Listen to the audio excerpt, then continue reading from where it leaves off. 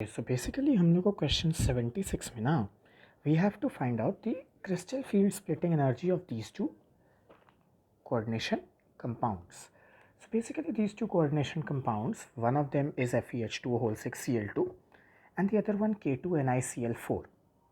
First of all, the first thing that we do is कि हम लोग को उसका इलेक्ट्रॉनिक कन्फिग्रेशन देखना है. हम लोग को देखना है कि हम लोग को जब क्रिस्टल फील्ड स्प्लिटिंग एनर्जी निकालना है तो we have to find out the electronic configuration in terms of T2G and EG. Okay, और T2G एंड EG के टर्म्स में अगर हम लोग को निकालना है तो हम लोग को चाहिए होगा कि टोटल D ऑर्बिटल में कितना इलेक्ट्रॉन्स है. ठीक है, सबसे पहले हम लोग को जैसे जैसे कोई भी एक को लेते हैं, जैसे ये स्ट्रक्चर को लेते हैं तो FeH2 whole 6Cl2. What is the coordination number of the central metal atom? It is 6, as you can see. So this is an octahedral compound. Over here we can see that the coordination number is actually 4. For the central metal atom nickel, the coordination number is 4. So this is either a tetrahedral or a square planar structure, right? तो tetrahedral and square planar के लिए दोनों के लिए crystal field splitting energy वाला theory जो है वो सेम रूप से चलता है. VBT में भी डिफ्रेंशिएट, वैलेंस बॉन्ड थ्योरी में भी डिफ्रेंशिएट, कोऑर्डिनेशन नंबर 4 को हम लोग डिफ्रेंशिएट करते हैं and two types, square planar as well as tetrahedral.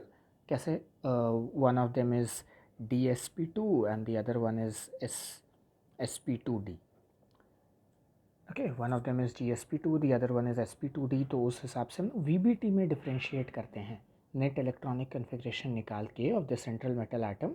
Let's say central metal atom is M and its oxidation state is N. तो M प्लस N का हम लोग नेट यूजिंग द रूल्स, हम लोग VBT का rules use करके जब हम लोग निकालते हैं उसका इलेक्ट्रॉनिक कन्फिग्रेशन, तो हम लोग को अगर DsP2 टाइप का मिलता है तो that means that okay, this part we have to see. I'll mention at the end of the video, मतलब at the end of the video I'll say in textual form कि DsP2 होता है तो कौन सा होता है, and sp2d होता है तो कौन सा होता है. बट ये पार्ट अभी हम लोग नहीं समझ रहे हैं. The part that we are trying to understand over here is कि CFSE में क्या करना होता है. CFSE में कोऑर्डिनेशन नंबर 4 आया, मतलब कि T2G EG में हम लोग को मतलब उस हिसाब से भरना है जैसा कि कोऑर्डिनेशन नंबर 4 वाले में भरते हैं एंड 6 में 6 वाले के जैसा भरना है. ठीक है, तो let's proceed with the question first. तो कोऑर्डिनेशन नंबर 6 है इस कंपाउंड का. अब यहाँ पे जो सेंट्रल मेटल एटम है उसका इलेक्ट्रॉनिक कन्फिग्रेशन देखते हैं. तो सेंट्रल मेटल एटम तो Fe है, 3d64s2 होता है Fe का. It is existing over here as Fe+2. The central metal atom is existing as Fe+2. तो Fe+2 अगर करना है उसका इलेक्ट्रॉनिक कन्फिग्रेशन क्या आएगा, ये 4s2 का 2 इलेक्ट्रॉन्स जाएगा तो 3d6 बचेगा.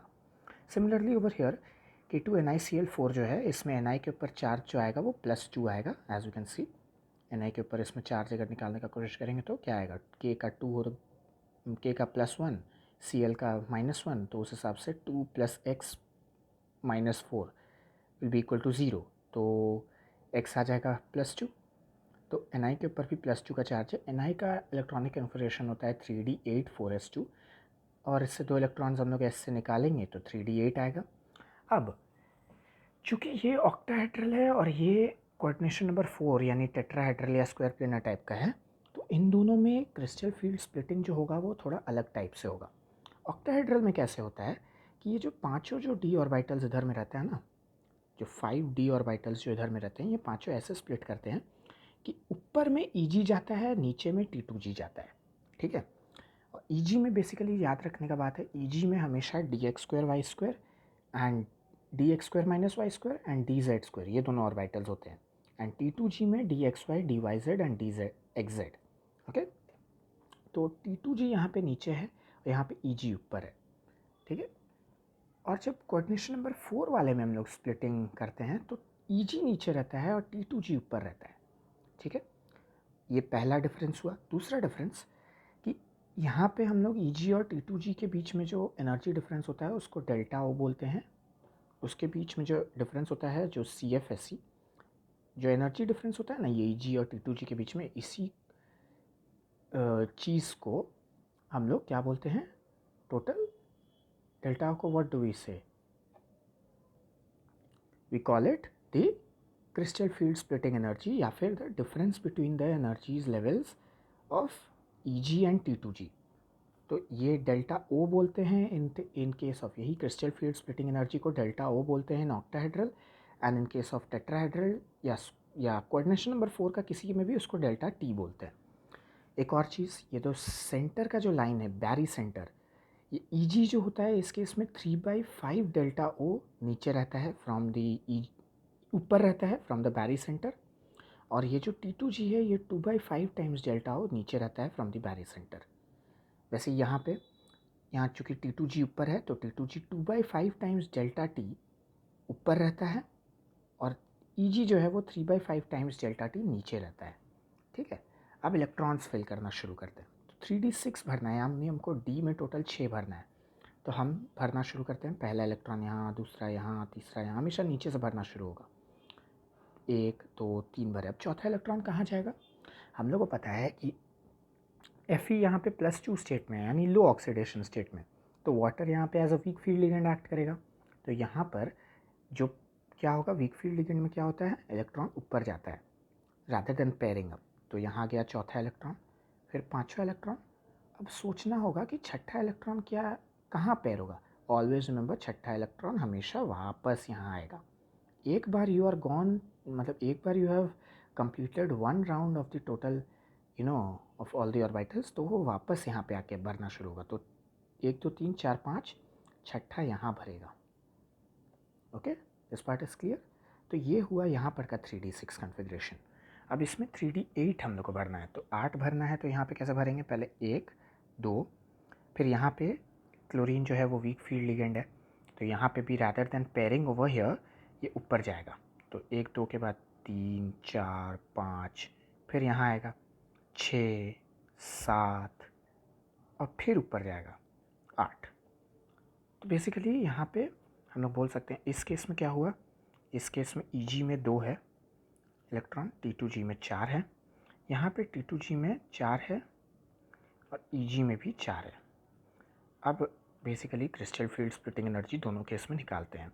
तो क्रिस्टल फील्ड स्प्लिटिंग एनर्जी होता है number of electrons in T2G times कितना वो ऊपर या नीचे है from the barycentre, and like let's say हम लोग एग्जाम्पल के थ्रू ही करते हैं rather than learning the formula. तो यहाँ पे क्या होगा, हम लोग बोलेंगे 2 इलेक्ट्रॉन्स ऑफ Eg है, तो 3/5 times delta O into 2। Okay, ये 2 इलेक्ट्रॉन्स के लिए, एंड चूँकि ये नीचे है ये 4 इलेक्ट्रॉन्स, तो -2/5 times delta O into 4 electrons. अब यहाँ पे क्या होगा, वही चीज़ think 2/5 times delta T into यहाँ 4 इलेक्ट्रॉन्स है 4, माइनस 3/5 टाइम्स डेल्टा T, यहाँ कितना है नीचे 4। तो इस केस में क्या आ गया आंसर मेरा, 6/5 delta O minus 8/5 delta O। ये आ गया -2/5 delta O which is approximately -0.4 delta O। Okay, and इस केस में कितना आएगा, 2/5 डेल्टा T, यानी ये 2 × 4 8/5 delta T minus 3 4 12/5 delta T। ये कितना आ गया, -4/5 delta T which is approximately -0.8 delta T। तो crystal field splitting energy of this is basically -0.4 delta and this is -0.8 delta T. This is the CFSE का value, where delta O and delta T अगर हम लोग को given है तब तो हम लोग डायरेक्टली वो वैल्यूज़ डाल देंगे, और नहीं गिवन है तो हम लोग बेसिकली बस इतना तक में ही छोड़ देंगे। Okay, this is how we find